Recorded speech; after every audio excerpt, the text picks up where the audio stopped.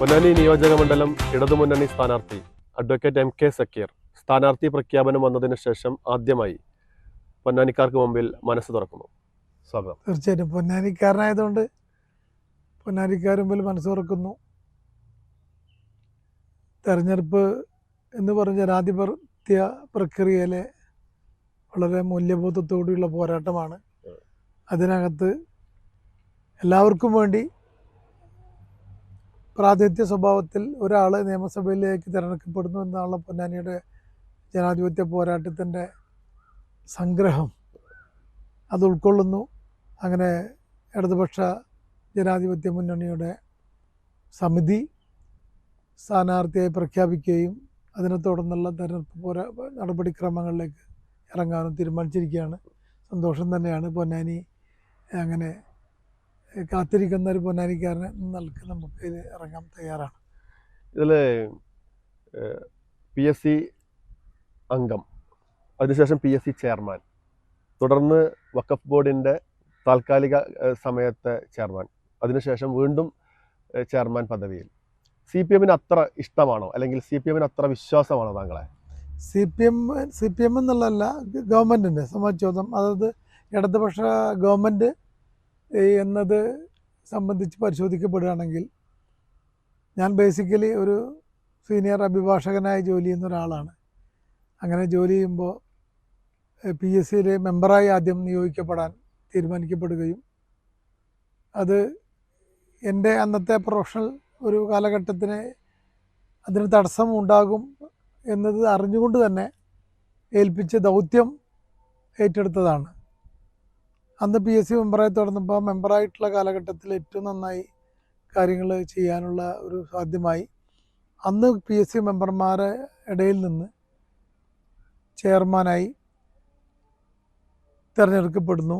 ആ ചെയർമാനായ കാലഘട്ടത്തിൽ വളരെ കൃത്യമായി 6 വർഷം സ്റ്റേറ്റ് IASൻ്റെ തുല്യമായിട്ടുള്ള സ്റ്റേറ്റ് സിവിൽ സർവീസ് അടക്കം രൂപീകരിച്ചുകൊണ്ട് 2 ലക്ഷത്തിൽ പരം നിയമനത്തിൻ്റെ ശുപാർശകൾ നൽകുകയും ചെയ്യുന്നതോടുകൂടി PSCയുടെ വലിയ തോതിലുള്ള PSCക്ക് വലിയ മാറ്റം സംഭവിക്കുകയും അത് പൊതുജനങ്ങൾക്കും ഉദ്യോഗാർത്ഥികൾക്കും ഗവൺമെൻറ്റിനൊക്കെ തന്നെ ഏറ്റവും വലിയൊരു മാറ്റമായി ഉൾക്കൊണ്ടുകൊണ്ട് ആ മാറ്റത്തിന് കാരണക്കാരനായതുകൊണ്ട് അങ്ങനെ ഒരു സർട്ടിഫിക്കറ്റ് എനിക്ക് കിട്ടിയിരുന്നു. ഇപ്പോൾ ഈ വഖഫ് ബോർഡ് ചെയർമാൻ ആ ഒരു കാലഘട്ടം എന്ന് പറഞ്ഞു കഴിഞ്ഞാലും, ഇപ്പോൾ വഖഫ് ബോർഡ് ഭേദഗതി നിയമം വരുന്ന ഒരു സമയം, അതേപോലെ മുനമ്പം പോലെ വളരെ എന്താ പറയുക, എക്സ്പ്ലോസീവ് ആയിട്ടുള്ള ഒരു വിഷയം മുന്നിൽ വന്നൊരു കാലം അതാണ്. അപ്പോൾ നേരത്തെ ഇപ്പോൾ PSC ചെയർമാൻഷിപ്പിൽ കിട്ടിയ ഈ പറഞ്ഞ ഗുഡ് സർട്ടിഫിക്കറ്റ് ഉണ്ടല്ലോ, അത് വ്യക്തിപരമായി എന്നെ സംബന്ധിച്ചോളം വലിയൊരു സർട്ടിഫിക്കറ്റ് തന്നെയാണ്. കാരണം നമ്മൾ ചെയ്യുന്ന ജോലിയിൽ നിന്ന് കൃത്യമായി കൃത്യനിർവഹണം ചെയ്യാൻ സാധിക്കുന്ന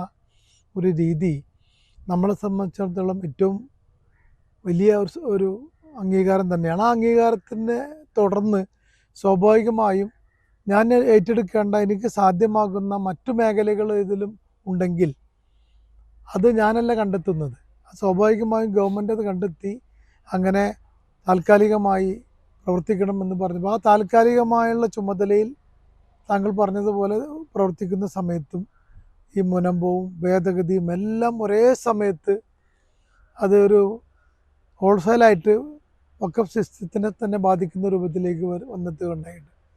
ആ സമയത്ത് അതിൻ്റെ ചുമതലക്കാരനായി, അതിൻ്റെ ചെയർമാനായി, എല്ലാ അർത്ഥത്തിലും അത് സുപ്രീം കോടതിയിൽ അതും കേസുമായി ബന്ധപ്പെട്ട് കാര്യങ്ങൾ നടത്താനും ജോയിൻറ്റ് പാർലമെൻ്ററി കമ്മിറ്റി മുമ്പാകെ ഏറ്റവും എഫക്റ്റീവായിട്ട് ഭേദഗതിയെ സംബന്ധിച്ച് ബോധ്യപ്പെടുത്തി ഇപ്പോൾ കാണുന്ന പല ഭേദഗതികളും ഇല്ലാതാക്കിയത് പോലും നമ്മളൊക്കെ തന്നെ എഫക്റ്റീവായിട്ടുള്ള റെപ്രസെൻറ്റേഷൻ മൂലമാണ്. അതേപോലെ തന്നെ മുനമ്പം 404 ഏക്കർ ഭൂമി ഒരു പക്ഷത്ത് വഖഫ് ഭൂമി സംരക്ഷിക്കണമെന്ന നിലപാട് മുസ്ലിം ജനവിഭാഗത്തിൽ നിന്ന് ഉയർന്നു വരികയും ഒരേ സമയം തന്നെ കാലങ്ങളായി താമസിക്കുന്ന കച്ചവടം ചെയ്യുന്ന അവിടുത്തെ താമസക്കാരെ ഇറക്കി വിടാതിരിക്കുന്നതിന് വേണ്ടിയിട്ടുള്ള ഒരു മനുഷ്യത്വപരമായൊരു സമീപനം മറുപക്ഷത്ത് നിൽക്കുമ്പോൾ ഈ 2 പക്ഷത്തിന് നടുവിൽ അതൊരു നിയമപരമായ ഒരു തീർപ്പ് വരെ കാത്തു നിന്നുകൊണ്ട് അതുമായി ബന്ധപ്പെട്ട് ഒരു ലഹള പൊട്ടിപ്പുറപ്പെടാൻ, ഒരു അസ്വാരസ്യം ഉണ്ടാവാതെ, സാമൂഹിക അന്തരീക്ഷത്തിന് ഒരു ബ്രേക്ക് സംഭവിക്കാതെ അങ്ങനെ മുന്നോട്ട് കൊണ്ടുപോകുന്നതിനുള്ള ഒരു ചടുലമായ നീക്കവും നിയമപരമായ നീക്കവും എല്ലാം ചെയ്തുകൊണ്ട് തന്നെ കൃത്യമായ ആ ചുമതലയും നിർവഹിക്കപ്പെട്ടു എന്ന് തന്നെയാണ് എൻ്റെ ചാരിതാർത്ഥ്യം. ഒരുപക്ഷെ അത് ഒരു യോഗ്യതയായി കണ്ടിട്ടുണ്ടെങ്കിൽ അത് ഞാനല്ല കുറ്റക്കാരൻ. ഏൽപ്പിച്ച പണി നന്നായി ചെയ്യുന്നത് അയോഗ്യതയായി കാണുന്നുണ്ടെങ്കിൽ എന്ത് ചെയ്യാനാണ്? അത് യോഗ്യതയാണ് എല്ലാവരും കാണേണ്ടത്. താങ്കളിപ്പോ സീനിയർ അഭിഭാഷകൻ എന്ന നിലക്കായിരുന്നാലും ഇപ്പൊ PSC വഖഫ് ബോർഡ് ആ മേഖലയിലൊക്കെ ആയിരുന്നാലും അതൊക്കെ ഒരു ഒരു ലിമിറ്റഡ് ഏരിയയാണ്. ഒരു പക്ഷേ ഒരു പൊതുസമൂഹത്തിൻ്റെയൊക്കെ ഇറങ്ങി വരേണ്ടുന്ന ഒരു സാഹചര്യമല്ല. ഇപ്പോൾ അതിൽ നിന്നൊക്കെ വ്യത്യസ്തമായി ഇപ്പോൾ ജനാധിപത്യ പ്രക്രിയയുടെ ഏറ്റവും ഗ്രാസ് റൂട്ട് ലെവലിലേക്ക് താങ്കൾ എത്താണ്. പാർട്ടി അല്ലെങ്കിൽ മുന്നണി അങ്ങനെ ഒരു നിയോഗം താങ്കളെ ഏൽപ്പിക്കുകയാണ്. അത് ഏറ്റവും മനോഹരമായി ചെയ്തു തീർക്കാൻ, ഈ പറഞ്ഞ പോലെ ആ ഒരു വിശ്വാസ്യത കാക്കാൻ അല്ലെങ്കിൽ അതിലും 100% സമഗ്രമായി അതിനെ കൈകാര്യം ചെയ്യാൻ കഴിയുമെന്നുള്ള ഉത്തമ ബോധ്യം കണ്ട്. ഞാൻ പൊന്നാനിയിൽ നിങ്ങൾക്കറിയാം, ഒരു വിദ്യാർത്ഥി രാഷ്ട്രീയത്തിലൊക്കെ പൊന്നാനിയുടെ ശക്തമായ മലപ്പുറം ജില്ലയിലൊക്കെ സാന്നിധ്യമായിരുന്നു. പൊന്നാനിയുടെ അകത്ത് എൻ്റെ വിദ്യാഭ്യാസവും എല്ലാം പൊന്നാനിക്കാണ്. പൊന്നാനിൻ്റെ ഹയർ എഡ്യൂക്കേഷൻ ഡിഗ്രി വരെ ഉള്ള കാലഘട്ടങ്ങളിൽ പൊന്നാനിക്ക് പുറത്ത് പോയി പഠിക്കാനുള്ള എല്ലാ ജീവിത സാഹചര്യം ഉണ്ടെങ്കിലും 1ാം ക്ലാസ് മുതൽ BCom ഫെയിലിയർ വരെ പൊന്നാനിയുടെ ഒരു പക്ഷത്തു നിന്ന് പൊന്നാനിയുടെ വിദ്യാർത്ഥികളൊപ്പം നിന്ന് പഠിച്ച് മുക്കാല സർക്കാർ സ്കൂളിലും തുടർന്നുള്ള പൊന്നാനി കോളേജിലൊക്കെ പഠിക്കുമ്പോൾ വലിയ വിദ്യാർത്ഥി സൗഹൃദങ്ങളും, അതുപോലെ തന്നെ വക്കീലായിരിക്കുന്ന സമയത്ത് ഞാൻ പ്രാക്ടീസ് ചെയ്യുന്ന സമയത്ത് വലിയ ഈ അഭിഭാഷകൻ എന്നുള്ള രൂപത്തിൽ കുറേ മറ്റ് സാമൂഹിക ബന്ധങ്ങളും സാമൂഹിക ഇടപെടലിൻ്റെ ഭാഗമായി പാർട്ടി ബന്ധപ്പെട്ട സമയത്തും ഒക്കെ തന്നെ ധാരാളം ബന്ധങ്ങൾ ഉണ്ടായിട്ടുണ്ട്. ഇനിയും എന്താ വെച്ചാൽ ഈ സമൂഹം ബന്ധപ്പെട്ട് നിൽക്കുന്ന അടിത്തട്ടിൽ എന്ന് പറയുന്ന അടിത്തട്ടിൽ നിൽക്കുന്നത് ആവശ്യകതയും വികസനവുമാണ്. ഈ ആവശ്യകതയും വികസനവും നേടിയെടുക്കണമെങ്കിൽ അതിന് ഈ വലിയ രൂപത്തിൽ ഒരു പ്ലാനും പദ്ധതിയും ആവിഷ്കരിച്ച് മുന്നോട്ട് കൊണ്ടുപോകേണ്ടതുണ്ട്. ആ പ്ലാനും പദ്ധതിയും ആവിഷ്കരിച്ച് മുന്നോട്ട് കൊണ്ടുപോകുമ്പോൾ പൊന്നാനിയിൽ ഇന്ന് നിലവിലുള്ള വികസന പദ്ധതികളെ സംബന്ധിച്ച് ക്ലിയറായിട്ടൊരു പിക്ചർ എന്നെ സംബന്ധിച്ചോളം ഉണ്ട്. അതിന് തുടർന്നുള്ള പ്രവർത്തനങ്ങൾ എങ്ങനെ ആവണം സംബന്ധിച്ചിട്ടും മനസ്സിൽ നമ്മൾ ഒരു പ്ലാൻ ഉണ്ടാവണം. ആ പ്ലാനുകൾ നടപ്പിലാക്കുന്നതിന് വേണ്ടി ബഡ്ജറ്റ് എങ്ങനെ രൂപത്തിൽ നമ്മൾ നേടിയെടുക്കണം, എങ്ങനെ ബ്യൂറോക്രസിയിൽ നിന്ന് ഉത്തരവുകൾ നേടിയെടുക്കണം, എങ്ങനെ കാലവിളംബം കൂടാതെ നടപ്പിലാക്കണം എന്നത് സംബന്ധിച്ചൊക്കെ തന്നെ വ്യക്തമായ ഒരു അഡ്മിനിസ്ട്രേഷൻ്റെ ഒരു എക്സ്പീരിയൻസ് ഉള്ളതുകൊണ്ട് എനിക്ക് വന്നിട്ടുള്ള എല്ലാ കഴിഞ്ഞ കാലമുള്ള എക്സ്പീരിയൻസുകളൊക്കെ തന്നെ അതെല്ലാം പൊതുസമൂഹത്തിൻ്റെ ഈ പറഞ്ഞ പോലെ അടിത്തട്ട് വരെയുള്ള വികസനത്തിന് എത്തിച്ചു കൊടുക്കാൻ എന്നെ സംബന്ധിച്ചാൽ കഴിയുമെന്നതാണ് ഈ പറയുന്ന അടിത്തട്ടിലേക്ക് ഇറങ്ങാനുള്ള ഏറ്റവും വലിയ ഊർജവും ആർജവും. അപ്പോൾ അതിനകത്ത് കഴിയുമെന്നത് ബോധ്യം, അത് നടപ്പിലാക്കാൻ കഴിയുമെന്ന നിശ്ചയദാർഢ്യം, അത് തീർച്ചയായും അതുണ്ടാവുമ്പോൾ സ്വാഭാവികമായും നമ്മൾ അടിത്തട്ടിൽ തന്നെയാണ് ചെന്നെത്തി നിൽക്കുന്നത്. ഇപ്പോൾ ഈ പാലോളി മുഹമ്മദ് കുട്ടി, P. ശ്രീരാമകൃഷ്ണൻ, P. നന്ദകുമാർ തുടർച്ചയായി പൊന്നാനി ഇടതുപക്ഷത്തിനൊപ്പം നിൽക്കുകയാണ്. ഇനി അങ്ങോട്ട് ആ ഒരു ഉറപ്പ് താങ്കളുടെ കാര്യത്തിലും പൊന്നാനി സാധ്യമാക്കും. തീർച്ചയായിട്ടും അവരാണ് മാതൃക. കാരണം എന്താ വെച്ചാൽ പാലോളി സഖാവ് MLA മന്ത്രി എന്ന നിലക്ക് 2 പ്രാവശ്യം പൊന്നാനി കോൺസ്റ്റിറ്റ്യുവൻസിയിൽ പ്രതിനിധീകരിച്ചിരുന്നു. ഇതിനു മുമ്പ് MPO ഉണ്ടായിട്ടുണ്ട്, K. ശ്രീധരൻ. അതുപോലെ തന്നെ പിന്നീട് വന്നാണ് സ്പീക്കർ ശ്രീരാമകൃഷ്ണൻ, P. നന്ദകുമാർ. ഇങ്ങനെ തുടങ്ങിയ എല്ലാവരും വളരെ പ്രഗത്ഭരായിരുന്നു. അവരൊക്കെ തന്നെ പൊന്നാനിയുടെ ആവശ്യങ്ങൾ കണ്ടറിഞ്ഞു എന്നത് പൊന്നാനിക്കാർ കൊണ്ടറിഞ്ഞൊരു വസ്തുതയാണ്. കാരണം ഇന്ന് പൊന്നാനിയിൽ നമുക്കറിയാം വിദംബൃതമായ അവരൊക്കെ ചെയ്തു വെച്ചുള്ള ഓരോ പ്രവൃത്തികളും പൊന്നാനിയുടെ വലിയ അടയാളപ്പെടുത്തുകൾ തന്നെയാണ്. അപ്പോൾ അതുകൊണ്ട് ഇപ്പം നമ്മളുടെ പൊന്നാനിയുടെ പിക്ചർ നമുക്ക് നോക്കിക്കഴിഞ്ഞാൽ പൊന്നാനി വലിയ തോതിൽ അതിൻ്റെ വികസന പദ്ധതികൾ മുന്നോട്ട് കൊണ്ടുപോയിട്ടുണ്ട്. അവരെല്ലാം ചെയ്തു വെച്ചതിൻ്റെ അവരെല്ലാം മാതൃകയാക്കിക്കൊണ്ട് അവരൊക്കെ എത്ര അർത്ഥവും അധ്വാനവും അവരിതിന് ചെലവഴിച്ചു, അതിനെക്കാട്ടും അപ്പുറം അവരെ പിന്തുടർന്നുകൊണ്ട് അവരിൽ നിന്ന് മെച്ചപ്പെട്ട രൂപത്തിൽ അല്ലെങ്കിൽ അതിനപ്പുറം പോകാനുള്ള ഒരു തീരുമാനമാണല്ലോ ഉണ്ടാവേണ്ടത്. ആ രൂപത്തിൽ മുന്നോട്ട് കൊണ്ടുവന്ന് ഉറപ്പാണ്. അപ്പോൾ മുൻകാലങ്ങളിലെ പ്രവൃത്തി, അവർ ചെയ്ത നന്മകളും അവർ ചെയ്ത നല്ല പ്രവൃത്തികളും അത് മാതൃകയാക്കിക്കൊണ്ട് പുതിയ കാലഘട്ടത്തിനനുസൃതമായ പുതിയ പദ്ധതികളും ആവിഷ്കരിക്കുമ്പോൾ ആ പട്ടികയിൽ പുതിയ MLAയും പെടും. അതോ ഞാനാവട്ടെ വേറെ ആളാവട്ടെ എല്ലാം നല്ലതിനാവട്ടെ. അതുകൊണ്ട് നമുക്ക് നല്ല മാതൃകകൾ സ്വീകരിക്കാം. ഈ തദ്ദേശ സ്വയംഭരണ തെരഞ്ഞെടുപ്പിലെ ഫലം അത് അത്ര പോസിറ്റീവ് അല്ല ഇടതുപക്ഷത്തെ സംബന്ധിച്ചിടത്തോളം. ഒരു ആശാവഹമായ ഒരു പിക്ചർ ഇല്ല. അതിനെ മറികടക്കാൻ പറ്റും തന്നെയാണോ? തീർച്ചയായിട്ടും. കാരണം നമുക്കറിയാം തദ്ദേശ സ്വയംഭരണ സ്ഥാപനങ്ങളിലുള്ള വളരെ ചെറിയ ചെറിയ മാർജിനൽ വ്യത്യാസത്തിനാണ് പല പഞ്ചായത്തുകളും നഷ്ടപ്പെടുന്നതും ലഭിക്കാനൊക്കെ ഉണ്ടായിട്ടുള്ള സാഹചര്യങ്ങൾ. എന്നിരുന്നാലും പൊന്നാനിയുടെ ആകെ തുക എടുത്തു നോക്കുമ്പോൾ പൊന്നാനിയുടെ അസംബ്ലി മണ്ഡലം എന്ന് പറയുന്നത് ഒരു ഒറ്റ സെഗ്മെൻറ്റാണ്. ആ ഒരു സെഗ്മെൻറ്റിലേക്ക് തിരഞ്ഞെടുക്കപ്പെടുന്നതിൻ്റെ ഗുണം പൊന്നാനിക്കാർ അനുഭവിച്ചറിഞ്ഞതാണ്. അതുകൊണ്ട് തന്നെ ഒരു MLA എന്ന രൂപത്തിലുള്ള സെലക്ഷനിലേക്ക് പോകുമ്പോൾ ആ ഒരു ഇലക്ഷൻ്റെ ഒരു പാറ്റേണോ അല്ലെങ്കിൽ ആ ഒരു തീരുമാനമല്ല കാണുന്നത്.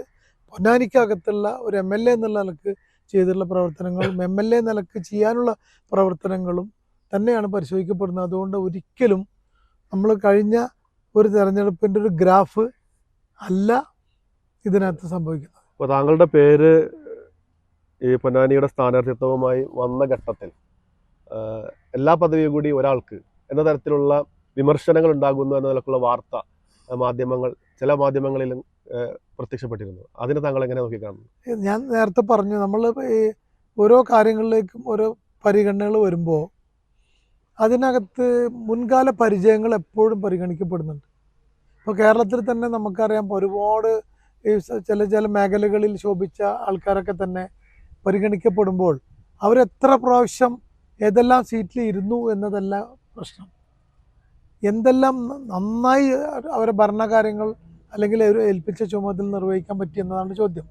അതുകൊണ്ട് ആ ഇരുന്ന കാലഘട്ടങ്ങളിൽ യാതൊരു അഴിമതിയും കൂടാതെ ഏറ്റവും ശക്തമായ രൂപത്തിൽ ആ ഇരുന്ന സ്ഥാപനങ്ങളെ വളരെ കൃത്യമായി നയിക്കാൻ സാധിക്കുമെങ്കിൽ അതൊരു യോഗ്യതയായാണ് യഥാർത്ഥത്തിൽ പൊതുജനങ്ങൾ കാണുന്നത്.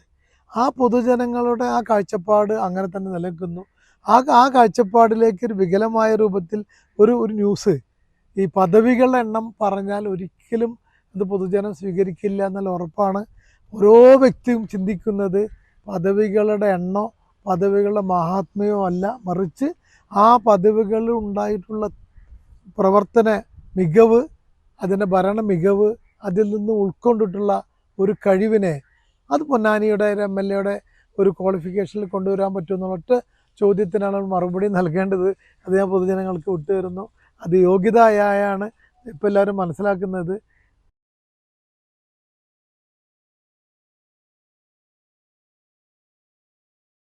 ഇതിലിപ്പോൾ നമ്മൾ പൊന്നാനിയുടെ ഒരു സമഗ്രമായ ഒരു ചിത്രം ഇപ്പോൾ ഒരു തെരഞ്ഞെടുപ്പിന് മുന്നിൽ നിൽക്കുന്ന ഘട്ടത്തിൽ ആദ്യ പ്രിഫറൻസ്, ആദ്യ മുൻഗണന പൊന്നാനിയിൽ ആദ്യം മുൻഗണന നമ്മൾ ചെയ്യേണ്ടത് പൊന്നാനിയെ സംബന്ധിച്ചോളം ഈ ഒരു കടൽ ഭിത്തി എന്നത് ഒരു പൊന്നാനിയുടെ ഒരു വളരെ അത്യന്താപേക്ഷിത, അതൊരു അഭിലാഷമോ ചിരകാലമായ സ്വപ്നത്തിൻ്റെ ഗണത്തിൽപ്പെട്ടതല്ല, മറിച്ച് അത് പൊന്നാനിയുടെ ഭൂമിശാസ്ത്ര മേഖലയെ സംരക്ഷിക്കുന്നതിന് വേണ്ടി വലിയ രൂപത്തിലുള്ള പഠനങ്ങൾ നടത്തിക്കൊണ്ടിരിക്കുക. അതിനെ സംരക്ഷിക്കാനുള്ള കടൽ ഭിത്തിയോ അല്ലെങ്കിൽ സമാനമായ രൂപത്തിൽ കടലാക്രമണം തടയുന്ന എല്ലാ വർഷത്തിൻ്റെ കെടുതിയുടെ ചിത്രത്തിൽ പൊന്നാനിയുടെ ആൾക്കാർ സ്വന്തം വീട് ഉപേക്ഷിച്ചുകൊണ്ട് മറ്റുള്ള ക്യാമ്പുകളിലേക്ക് പറിച്ചു നടന്ന സങ്കടകരമായ ഒരു സീൻ നമ്മളിനി തുടർന്ന് വരാതിരിക്കുന്നതിന് വേണ്ടി അത് ആദ്യം ഇതിൻ്റെ എത്ര സംഖ്യ ഇതിനകത്ത് വകയിരുത്തിക്കൊണ്ട് ഏത് രൂപത്തിൽ അതിൻ്റെ ശാസ്ത്രീയമായി അത് പഠനം നടത്തിക്കൊണ്ട് ഈ ഭൂമിയുടെ കിടപ്പനുസരിച്ചുകൊണ്ട് കടലിൻ്റെ തിരമാലകളുടെ ശക്തി അനുസരിച്ചുകൊണ്ട് വെള്ളത്തിൻ്റെ ആക്രമണത്തിൻ്റെ ഈ കഴിഞ്ഞ കാലത്തിൻ്റെ സ്വഭാവങ്ങൾ അളന്നുകൊണ്ട് ഒരുപാട് പഠനങ്ങൾക്ക് അനുസൃതമായാണ് അതൊക്കെ നിശ്ചയിക്കപ്പെടുന്നത്. അത് ആദ്യം മുൻഗണന അതിനു വേണ്ടി നമ്മൾ സൂചിപ്പിച്ചുകൊണ്ടാണ്. രണ്ടാം മുൻഗണന എന്ന് പറയുമ്പോൾ നമ്മൾ സ്വാഭാവികമായും നിലവിലുള്ള ഗവൺമെൻറ്റും നിലവിലുള്ള MLAയും തുടങ്ങി വെച്ചിട്ടുള്ള കമ്മിറ്റ് ചെയ്തിട്ടുള്ള കുറേ നല്ല പദ്ധതികളുണ്ട്. ആ പദ്ധതികൾക്ക് യാതൊരു കുറവും വരുത്താത്ത രൂപത്തിൽ അതിനെവിടെയാണോ നമ്മൾ കണ്ടിന്യൂറ്റി, എവിടെയാണോ തുടർച്ച പോകേണ്ടത് വെച്ചാൽ അവിടെ തന്നെ ജോയിൻ ചെയ്തുകൊണ്ട് അത് തുടർന്നുകൊണ്ട് അത് മുന്നോട്ട് കൊണ്ടുപോകേണ്ടത്. അതുപോലെ തന്നെ പൊന്നാനിയുടെ സംബന്ധിച്ചോളം പൊന്നാനിയുടെ വിദ്യാഭ്യാസ മേഖലയിൽ വലിയ മാറ്റമാണ്. നമുക്കറിയാം കേരളത്തിൽ തന്നെ ഏറ്റവും ഉയർന്ന നിലവാരത്തിൽ ഹൈ ലെവൽ പ്രൊഫഷണൽ കോഴ്സുകൾക്ക് അന്തർദേശീയ തലത്തിൽ പോലും എൻറോൾ ചെയ്യപ്പെട്ട പൊന്നാനിക്കാരുടെ എണ്ണം പതിനായിരങ്ങളാണ്. ഒരുപാട് ഡോക്ടേഴ്സും ഒരുപാട് എൻജിനീയേഴ്സും PhD പ്രോഗ്രാമും കഴിഞ്ഞിട്ടുള്ള ഉദ്യോഗാർത്ഥികൾ പൊന്നാനിയിലേക്ക് റീമൈഗ്രേറ്റ് ചെയ്തു വരുന്ന ഒരവസ്ഥ നമുക്ക് കാണാം. ലോകം അശാന്തിയുടെ പർവ്വത്തിൽ നിൽക്കുമ്പോൾ, അതുപോലെ തന്നെ ജോലി സംബന്ധമായ ഒരുപാട് പ്രശ്നങ്ങളൊക്കെ നിലനിൽക്കുന്ന സമയത്ത് ഒരു റിവേഴ്സ് മൈഗ്രേഷൻ നമ്മൾ കണ്ടുകൊണ്ടിരിക്കുന്നുണ്ട്. ആ റിവേഴ്സ് മൈഗ്രേഷനിൽ ഉൾപ്പെട്ട നമ്മളെ പൊന്നാനിയുടെ ഉദ്യോഗാർത്ഥികളെ കൈപ്പിടിച്ച് ഉയർത്തിക്കൊണ്ട് എൻ്റേതായിട്ടുള്ള പഴയ എക്സ്പീരിയൻസും PSC ഒക്കെ വെച്ചുകൊണ്ട് എന്ത് ചെയ്യണം, അവരെ നമുക്ക് ഒരു ജോബ് ഓറിയൻറ്റഡ് ആയിട്ടുള്ള ചില സെൻറ്റേഴ്സ് നമ്മൾ നിശ്ചയിക്കുകയും കേരളത്തിലെ സ്വകാര്യ മേഖല ആയിക്കോട്ടെ സർക്കാർ മേഖല ആയിക്കോട്ടെ അവരൊക്കെ ഡിപ്ലോയ് ചെയ്യുന്നതിന് വേണ്ടി ആവശ്യമായ രൂപത്തിലുള്ള ഒരു പദ്ധതിയും ഇതിൻ്റെ ഭാഗമായിട്ട് ആവിഷ്കരിക്കേണ്ടതുണ്ട്. വിദ്യാഭ്യാസം മാത്രമല്ല, തൊഴിലും ഒപ്പം നേടുമ്പോൾ മാത്രമേ ആ വിദ്യാഭ്യാസത്തിൻ്റെ ലക്ഷ്യം പൂർത്തീകരിക്കപ്പെടാൻ കഴിയുള്ളൂ. അപ്പോൾ അവിടെ തൊഴിൽ എന്നത് വിദ്യാഭ്യാസത്തിൻ്റെ അവസാനത്തെ കാലഘട്ടത്തിൽ ലഭ്യമാകുന്ന രൂപത്തിലുള്ള ഒരു പദ്ധതി ആവിഷ്കരിക്കുന്നതിൻ്റെ ഭാഗമായി മുന്നോട്ട് പോകുമ്പോൾ അതിൻ്റെ എൻ്റെ പഴയ കാലം നേരത്തെ പറഞ്ഞ പോലെ അനുഭവങ്ങൾ കൂടി അതിനകത്ത് കൊടുക്കാൻ കഴിയും. അതിനെ കൊടുക്കും. അങ്ങനെ തുടങ്ങുന്ന മറ്റ് പദ്ധതികൾ, പിന്നെ ഇവിടെ നമുക്കറിയാം കുറേ പാവപ്പെട്ട ജനവിഭാഗങ്ങളൊക്കെ താമസിക്കുന്നവരാണ്. അവരെ സംബന്ധിച്ചോളം അവരെ ഈ എങ്ങനെയെങ്കിലും അവരുടെ ഇടയിലും തൊഴിൽ സ്ഥിതികൾ എന്തെങ്കിലും പരിശോധിക്കപ്പെടേണ്ടതുണ്ട്. അവരുടെ ജീവിത രീതികൾ പഠിക്കേണ്ടതുണ്ട്. അവരെ ആ ജീവിത ഒരു ആവാസ മേഖലയിൽ സാധ്യമാകുന്ന രൂപത്തിലുള്ള തൊഴിൽ സാധ്യമുണ്ടോ എന്നുള്ളത് പരിശോധിക്കേണ്ടത്. മൊത്തത്തിൽ നമുക്കൊക്കെ തന്നെ ഒരുമിച്ച് ഒരു തുല്യതയോടുകൂടി ജീവിക്കാവുന്ന ഒരു പ്ലാറ്റ്ഫോം എന്ന രൂപത്തിൽ പൊന്നാനി നമ്മൾ കാണും. എല്ലാം മുന്നോട്ട് കൊണ്ടുപോകാനുള്ള കുറേശ്ശെ നമ്മൾ അല്ലല്ലോ, നമ്മൾ എല്ലാം മുന്നോട്ട് കൊണ്ടുപോകുന്ന ഉറപ്പാണ് നൽകാനുള്ളത്. എതിർ സ്ഥാനാർത്ഥി KP നൗഷാദ് അലിയാണ്. ഏതാണ്ട് 2 വർഷത്തിലേറെയായിട്ട് അദ്ദേഹം പൊന്നാനി തന്നെ ഉണ്ട്. തീരദേശ മേഖലയിൽ വളരെ സജീവ സാന്നിധ്യമായിട്ടുണ്ട്. പൊന്നാനിയുടെ എല്ലാ മേഖലകളിലും ഇങ്ങനെ നിറഞ്ഞു നിൽക്കുകയാണ്. അതിനെ മറികടന്ന് വേണം ഒരു ഈ എന്താ പറയുക ഇടതുപക്ഷ ഒരു പ്ലാറ്റ്ഫോമിനെ നിലനിർത്താൻ.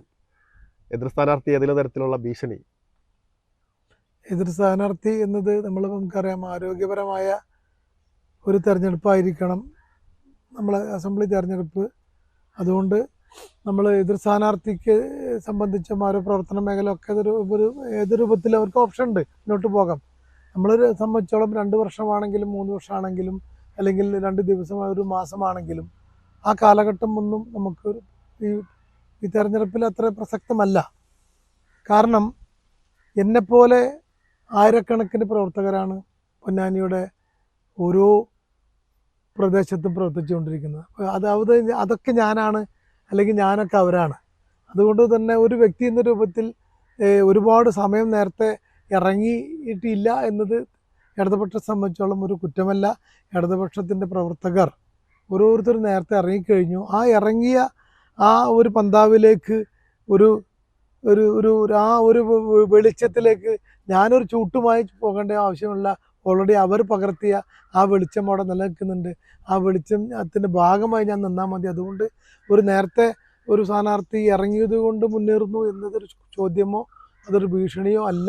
മറിച്ച് എല്ലാ തരത്തിലുള്ള പ്രവർത്തനം സജ്ജമായിരിക്കുന്ന ഇടതുപക്ഷമാണ്. അതുകൊണ്ട് തന്നെ അതിനെ ഉപയോഗപ്പെടുത്തി മുന്നേറും. അതിൽ ആർക്കും ആശങ്കയില്ല, എനിക്കുമില്ല, എൻ്റെ ഇടതുപക്ഷത്തെ ആൾക്കാർക്കില്ല, പൊന്നാനിയുടെ ജനങ്ങൾക്കില്ല. പക്ഷേ ഒരു മുൻകാലങ്ങളിൽ വ്യത്യസ്തമായിട്ട് ഒരു സജ്ജമായ ഒരു UDF വളരെ സജ്ജമായിട്ട് തെരഞ്ഞെടുപ്പിനെ നേരിടുന്നു എന്നുള്ള ഒരു ചിത്രം പുറത്തുണ്ട്. കാരണം ഇപ്പോൾ നിരന്തരമായ ഇടപെടലുകൾ, ഇപ്പോൾ ഈ നിലവിലെ KP നൗഷാദ് അലിയുടെ നേതൃത്വത്തിൽ ആയിരുന്നാലും UDFൻ്റെ ഒക്കെ നേതൃത്വത്തിലായിരുന്നാലും വളരെ കെട്ടുറപ്പോടെയുള്ള നിരന്തരമായ ഇടപെടലുകൾ സാധ്യമാകുന്നുണ്ട്. ഇത് ഏതെങ്കിലും തരത്തിൽ ഞാൻ പറഞ്ഞ ഇപ്പോൾ ഈ ഇടതുപക്ഷ കോട്ട എന്ന് പറയുന്നതിനെ ഏതെങ്കിലും തരത്തിൽ ഉലക്കുമോ എന്നുള്ളതാണ്. ആ ഒരു ആശങ്ക പാർട്ടിക്കോ അല്ലെങ്കിൽ മുന്നണിക്കോ അല്ലെങ്കിൽ താങ്കൾക്ക് തന്നെയോ? ഇല്ല. കാരണം എന്താ പറയുക, നമ്മളിപ്പോൾ ഇവിടെ ഏറ്റവും പ്രമുഖമായ പൊന്നാനിയുടെ മണ്ഡലത്തിൽ ഏറ്റവും കൂടുതൽ പ്രവർത്തിച്ചിരുന്നത് നിലവിലുള്ള MLA P നന്ദകുമാറാണ്. അദ്ദേഹം വളരെ നിറസാന്നിധ്യമായി പൊന്നാനിയുടെ എല്ലാ കാര്യങ്ങളും നിന്നുകൊണ്ട് പ്രവർത്തിക്കുന്നത് എല്ലാവർക്കും പകരക്കാരനായിട്ടാണ്. സ്വാഭാവികമായും ആ MLA ചെയ്യുന്ന പ്രവൃത്തിയിലൊന്നും കൈകടത്താനും മറ്റു കാര്യങ്ങളും ചെയ്യാൻ ആർക്കും സാധിക്കുന്നില്ലല്ലോ. ഇന്ന് ഈ നോട്ടിഫിക്കേഷൻ വരുന്നത് വരെ നിങ്ങൾ നമുക്കിന്ന് പൊന്നാനിയിലൂടെ യാത്ര ചെയ്യാം. പൊന്നാനിയുടെ ജനങ്ങളെ നമ്മൾ ക്ഷണിക്കുകയാണ്. നമ്മളൊരു വണ്ടിയെടുത്ത് നമ്മളൊരു അരമണിക്കൂറിനുള്ളിൽ പൊന്നാനിയുടെ എല്ലാ പ്രദേശങ്ങളിലും യാത്ര ചെയ്ത് കഴിഞ്ഞാൽ എല്ലാവർക്കും ഉണ്ടാകുന്ന ഒരു ആത്മവിശ്വാസമുണ്ട്. ആ ആത്മവിശ്വാസമാണ് നമ്മളെ വിശ്വാസം. അതുകൊണ്ട് നേരത്തെ സജ്ജമായി എന്നത് സംബന്ധിച്ചോളം ഓരോ പാർട്ടികളും അവരുടെ രീതികളാണ്. അപ്പോൾ ഞങ്ങളെ സംബന്ധിച്ചോളം മറ്റേതെങ്കിലും പാർട്ടി അല്ലെങ്കിൽ UDF LDF സജ്ജമായോ ഇല്ലയോ എന്ന് തീരുമാനിക്കപ്പെടുന്നത് അതിൻ്റെ മുന്നണി സംവിധാനങ്ങളാണ്, വ്യക്തിയല്ല. അപ്പോൾ മുന്നണി സംവിധാനങ്ങൾ സജ്ജമായി മുന്നോട്ട് പോകുന്നു എന്നല്ലാതെ വേറെ ഒന്നും അതിനകത്ത് കാണേണ്ടതില്ല. അപ്പോൾ അതുകൊണ്ട് അതൊക്കെ നമ്മൾ വേറെ നമുക്കത് 2 വർഷം കൊണ്ട് സജ്ജമായെങ്കിൽ നമ്മൾ 2 ദിവസം കൊണ്ട് സജ്ജമാവാൻ വ്യക്തിപരമായിട്ട് എനിക്കും കഴിയും. അതുകൊണ്ട് ആ സമയദൈർഘ്യത്തെ മറികടക്കാൻ വളരെ ഈസി ആയിട്ട് കഴിയും. ഏതായാലും തെരഞ്ഞെടുപ്പ് തിരക്കുകളിലേക്ക്, പ്രചരണ തിരക്കുകളിലേക്ക് കടക്കാണ്. എല്ലാവിധ ആശംസകളും. താങ്ക്സ്.